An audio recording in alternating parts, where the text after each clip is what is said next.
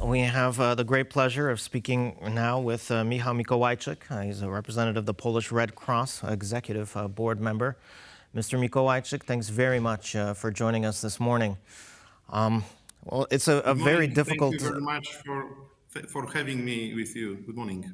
Good morning. It's a very difficult topic, and unfortunately, I think that the Polish leadership is unsatisfied with the responses that it received from Israel.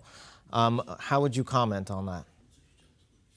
First of all, let me express our deep condolences that we are passing to families and relatives, to the next victims, humanitarian organization victims of the conflict. Especially for me as a Polish one, to the family of Polish volunteer from the World Central Kitchen.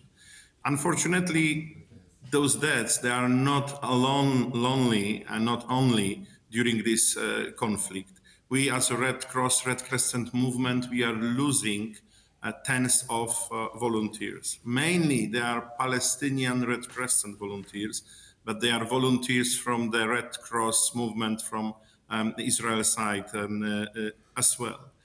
This what we are seeing during this conflict. It's tremendous. It's devastating. It's against the law, against the Geneva Convention. Civilians, Red Cross people marked with the Red Cross, Red Crescent signs cannot be a target. I know that each war it's something that is cruel, but for humanitarian organizations that as a Red Cross, our aim is to alleviate people suffering and to save lives. We have to be protected. Humanitarian workers can't be a target, never. And in this conflict, it looks that more than 200 workers, humanitarian organizations workers were killed.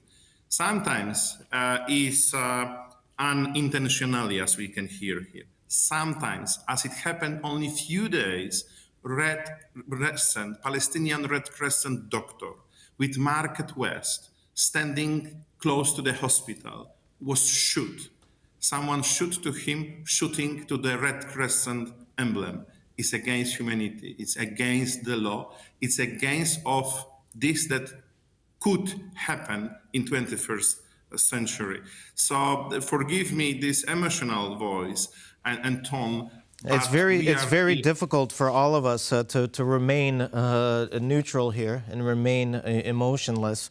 I know that you've had a lot of experience providing aid to the Ukrainians just east of here, and I mean, how do we compare the situation of aid agencies in Ukraine and the situation of aid agencies in Gaza? Unfortunately, during the Ukraine crisis, we had examples that the Red Cross columns were shot as well, or hospitals or warehouses. But here in this conflict, the scale is unfortunately bigger and higher. And when we hear that 33,000 of people were died, let's say summing 35,000, unfortunately, mostly they are civilians, children, and those who are sent or who alone by them own went there to help. This is very touchy and very hard for humanitarian organization conflict. We are ready and we are calling to let us give the help to deliver tons of goods, but both sides has to provide protection during serving by us the help. It can't be that people queuing to receive humanitarian aid are shot at or even bombed or attacked by tanks. It's 21st century and there is a law that has to be implemented. Absolutely, and I'm really glad that you mentioned protection because, for instance, when I was in Ukraine and I was with humanitarian convoy, we always had been on constant communication with Ukrainian armed forces, and they were giving us protections while we were traveling to the most difficult places to provide aid. Now, having that in mind, and let's take a closer look at the situation in the Gaza Strip. Now, I'm really curious on your take on the miscommunication that happened here on now the IDF part, because the initial strike first hit one of the convoy vehicles, prompting the passengers now to evacuate the remaining two vehicles. Then the survivors managed to, in fact, report the attack before the second missile struck the second vehicle.